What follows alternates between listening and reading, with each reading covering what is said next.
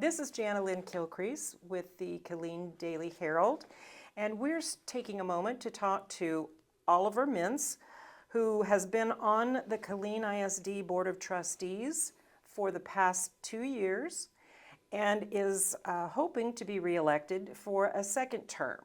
So some of the questions may have a background that goes further back than this term. All right. What are the top 3 major issues facing KISD, and what would you propose to address them? Yeah, thanks. I think that's a great question, I think, and probably where every political candidate ought to start. But so I will tell you the number one thing that we have got to wrangle with is funding. There's a great deal of our funding comes from Austin. Obviously, the legislature is in session, so we're going to see what that looks like. But particularly as it relates to Killeen, it's impact aid. So Killeen ISD has about a $500 million budget.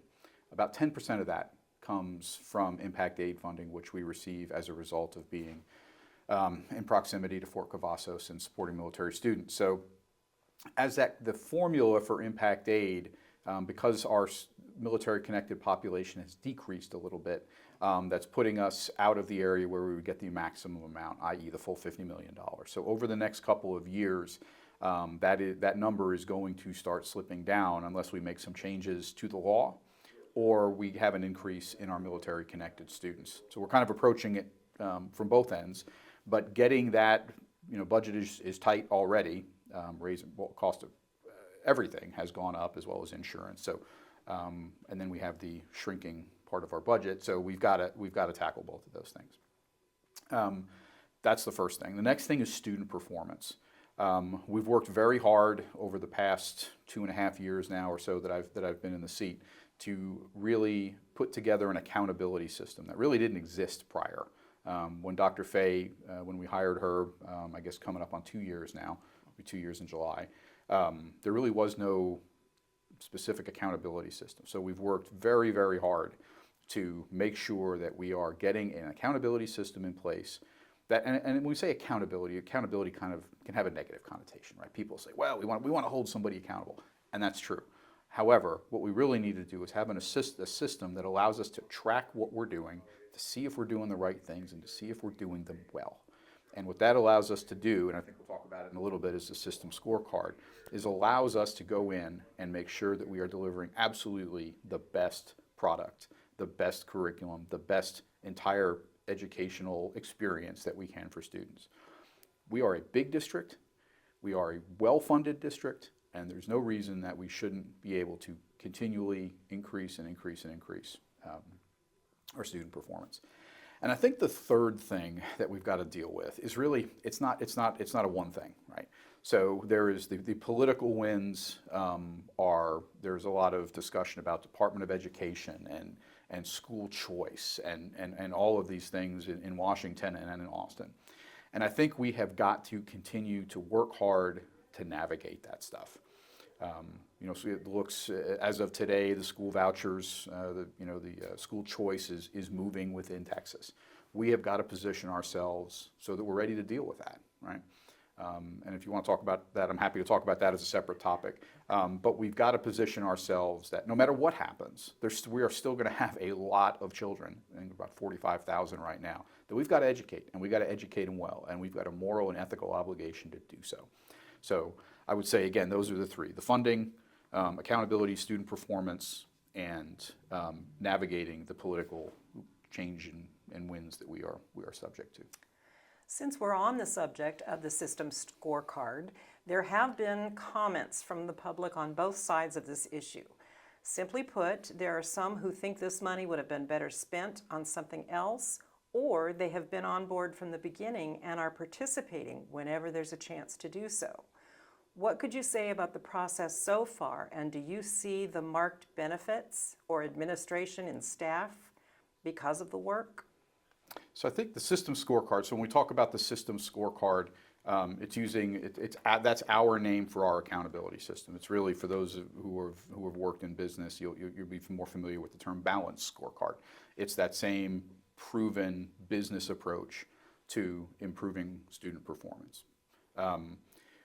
The money, the money that is spent on it is a fairly small amount as far as bringing some folks in who are smart, who can help us build that process.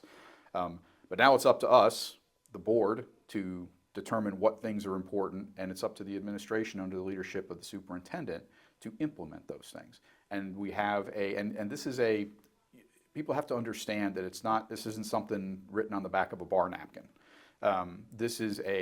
We are a $500 million budget, 45,000 students, 7,000 employees. We're like the 24th biggest district in Texas. We're big. This is not something that we can just, like I said, just knock out real quick. So it's taking time to put it in place. The costs that are being spent on it are infinitesimally small as a part of the budget or as a part of the whole program that we're running.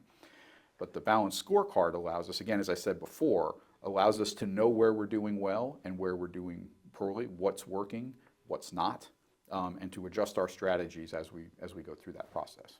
And if I'm correct, the public can view the system scorecard and where the board is in its review of it on the website at kisd.org. Correct, KilleenISD.org. So all of this stuff is, maybe I'll kind of segue from this into some transparency discussion, but yes, so we want folks, we want the community, we want parents, we want people to know where we are in the process, okay? Doing this behind closed doors or in secret, it's self-defeating. So we want people to see where we are. The superintendent has stood up committees to involve the community and parents and bring people into the process, because we don't have all the good ideas.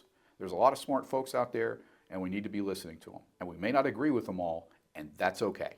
Like, I'm an attorney. I live in a world where there's conflict, right? But conflict brings out good ideas. And we have to work through that process, bring as many people into it as we can, and trust that it will work. These are proven processes. This isn't stuff that we're just kind of making up off the cuff. Good. All right, since you mentioned transparency, it is a huge issue for every government entity these days. Do you consider that KISD is doing better on this? Why or why not? So I think we're doing better. We can always do better. Kind of from a philosophical perspective, I think that government should be completely transparent, far more than we are. And I'll talk and I'll kind of address some of those things. However, there are certain things that are either by law prohibited from discussion. So the big thing is personnel matters. And we spend a lot of time in closed session. That's most often what it's. Personnel matters, matters of litigation, which for obvious reasons we don't want out in the public. But it's important for people to know that if we're voting on something, if we make a commitment of funds to settle a lawsuit or to hire an attorney or something like that, that is all done in public. You can see which of your school board members are voting for that. So all that has to be done in public. Can we be better at it? Yes, we can. One of the things that when they did the governance audit was there's a vast amount of time spent behind closed doors and in meetings, during board meeting times. And I understand that's extremely frustrating for the public. And we do try to do it whenever possible so that we can take care of the stuff that's of public interest, and then we'll take care of the closed door stuff that if it runs late, and that's okay with us. But there are certain things, so I want people to kind of think of it this way. If we're talking about a personnel matter where somebody's potentially, there's some alleged wrongdoing or something like that, that should be done behind closed doors. And if it was you that was accused of it, you would most certainly want that dealt with in private rather than in public. So that's why we do it. So, and there's a vast amount of time that's spent on personnel matters, on litigation, on real estate issues, and things that really do need to be kept and are legally permitted to be kept for obvious reasons out of an open session. Thank you. All right, last, maybe the most important, President Trump has suggested that he's going to be dismantling the Department of Education, making changes to who reports to how schools or districts report maybe to the state or the federal government. Can you speak to that issue, please? Sure. And y'all have reported on this previously, and Dr. Fay spoke to it. I thought that her assessment was absolutely spot on.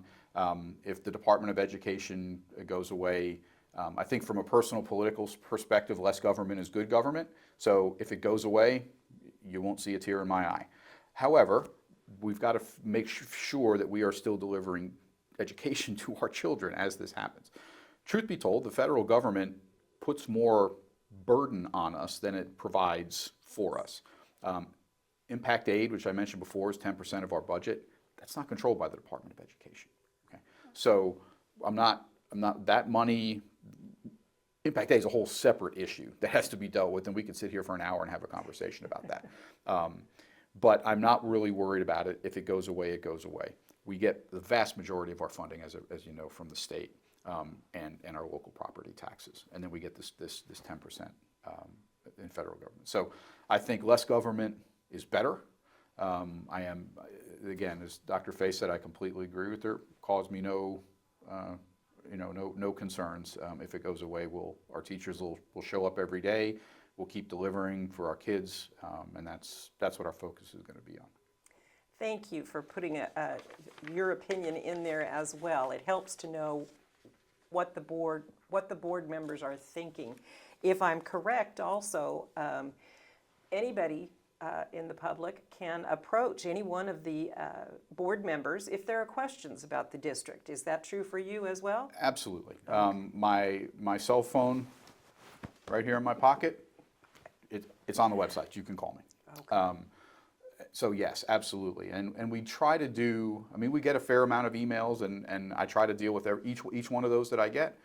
Send it to the superintendent for action, follow up when need be. I remember, some months ago when there was big concern that jobs were going to cut, with the budget reductions, which turned out not to be the case.